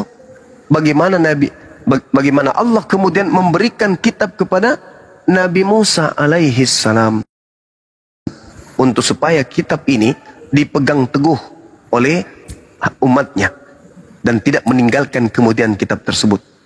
Tapi faktanya mereka melanggar. Mereka melanggar perjanjian Allah dengan Nabi Musa alaihissalam. Qala ya Musa inni istafaituka 'alan nas birisalati wa bikalami. Wahai Musa, sesungguhnya aku memilih melebihkan engkau dari manusia yang lain pada masamu, untuk membawa risalahku dan firmanku. Sebab itu, fakhuz ma'ataituk, kata Allah. Berpegang teguhlah kepada apa yang aku berikan kepadamu. Pegang teguh. Bukan cuma Nabi Musa yang diminta untuk berpegang teguh kepada firman yang datang kepada beliau. Tetapi Nabi Musa juga diminta oleh Allah agar kaumnya juga berpegang teguh sebaik-baiknya kepada Taurat. Apakah mereka berpegang teguh? Tidak. Mereka kemudian melanggar, merombak, meninggalkan, mencampur adukkan. Mereka lebih cinta kehidupan dunia daripada mencintai kehidupan akhirat. Seperti itu kawan. Jadi jangan pernah mimpi bisa bertemu lagi dengan kitabnya Nabi Musa yang ori. Dalam arti kata terjaga sanadnya. Silakan. Saya kan mikirnya begini, kalau Al-Quran itu diimani orang yang dipakai orang Muslim, kalau Injil orang Kristen, kalau Taurat itu orang Yahudi, terus ada satu lagi itu kemana? Yang Zabur. Kalau Zabur, maksudnya itu diimani orang yang beragama apa itu? Ya Bani Israel. Bani Israel juga itu bang. Itu ahli kitab itu. Larinya ke ahli kitab. Seperti dalam Al-Quran surah Al-Isra ayat 55, An-Nisa ayat 163, dan telah kami berikan Zabur kepada Nabi Daud dan seterusnya. Itu diberikan kepada Nabi Daud itu. Ya, kitabnya ahli kitab punya kitab. Makanya yang diseru ketika Al-Quran menyeru ahli kitab, lima talbisuna haqqa bil batil, maka yang dimaksud di sini adalah kitab para nabi yang datang kepada mereka, termasuk Zabur. Kan itu kitabnya orang-orang ahli kitab tuh, orang Yahudi. Mereka mengkitabkan kitab Tanakh. Nah, masuk dalam kelompok kitab itu yang adalah Mazmur, atau kalau kami menyebutnya Zabur. Itu semua untuk Bani Israel. Taurat, kemudian Zabur atau Mazmur, dan yang terakhir Injil. Itu mereka untuk Bani Israel. Nah, kelirunya orang Kristen, mereka minta kepada kami, umat Islam. Kami bukan Bani Israel. Justru kami yang harus minta kepada Kristen, karena klaim Kristen adalah mereka adalah Israel rohani. Tapi ketika orang Kristen berbicara kepada kami tentang Taurat, Zabur, Injil, ya betul-betul mereka menjelaskan secara Taurat dan Zabur dengan fisiknya. Karena yang mereka tunjukkan itu adalah terjemahan-terjemahan dari Barat. Kemudian diterjemahkan dalam bahasa Indonesia. Sedangkan Nabi Musa tidak menggunakan bahasa asing. Nabi Musa menggunakan bahasa Ibrani. Nabi-nabi yang lain juga sama.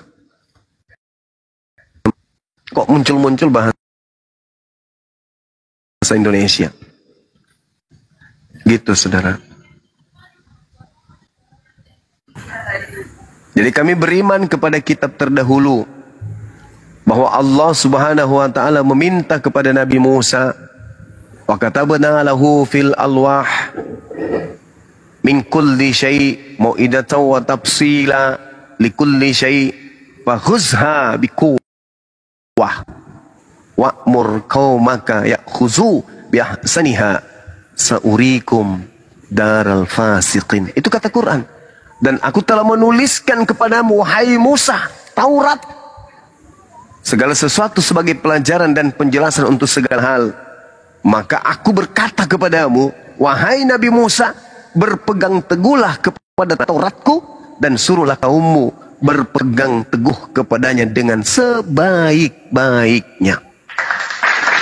Dilanggar enggak mereka? Dilanggar. Makanya mereka kemudian sebagiannya dikutuk menjadi menjadi kerah.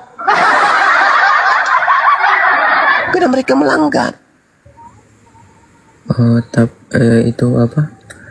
Tapi ada enggak yang sampai saat ini secuil ayat dari Taurat, Injil, Zabur itu yang masih ada sampai sekarang tuh ada?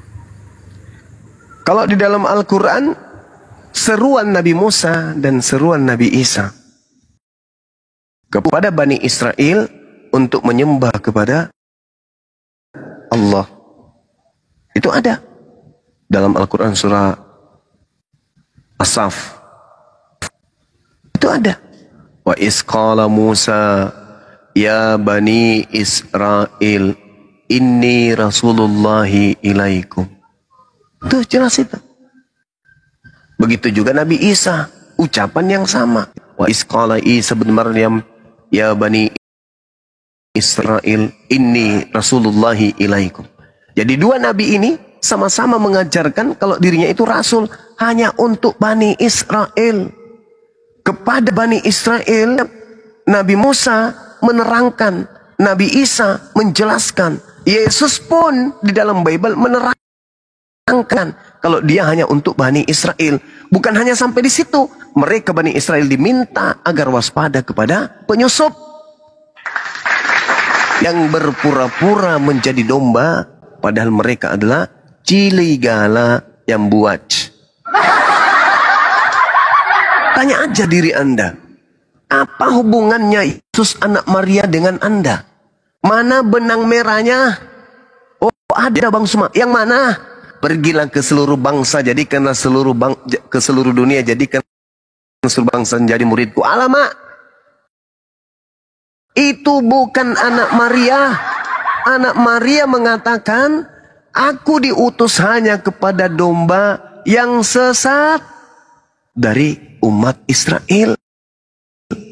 Tidak hanya sampai di situ, Yesus berkata dalam Matius 10, nomor 5, nomor 6, Yesus berpesan kepada ke-12 muridnya agar jangan ke bangsa lain, melainkan pergi kepada domba-domba yang sesat dari umat Israel saja. Itu dalil. Bahkan Lukas 1 nomor 33, di situ diterangkan Yesus ini adalah raja untuk Bani Yakub. Dan kerajaannya itu untuk selama-lamanya. Untuk selama-lamanya, untuk Bani Yakub. Apakah saudara-saudara Kristen itu Bani Yakub? Bukan. Berarti Andalah penyusup yang dimaksud tersebut. Andalah pengikut Kristus palsu yang dimaksud. Karena Yesus menubuatkan akan datangnya Yesus palsu. Dan pengikutnya banyak.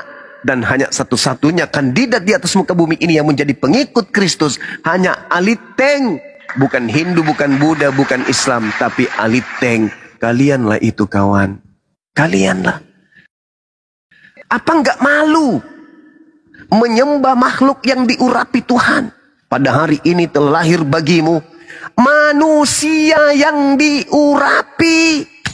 Tapi supaya kalian itu bisa tersesat, maka lembaga kalian menuliskan pada hari ini telah lahir bagimu juru selamat Kristus, Tuhan di kota Daud. Padahal tak begitu terjemahan yang aslinya.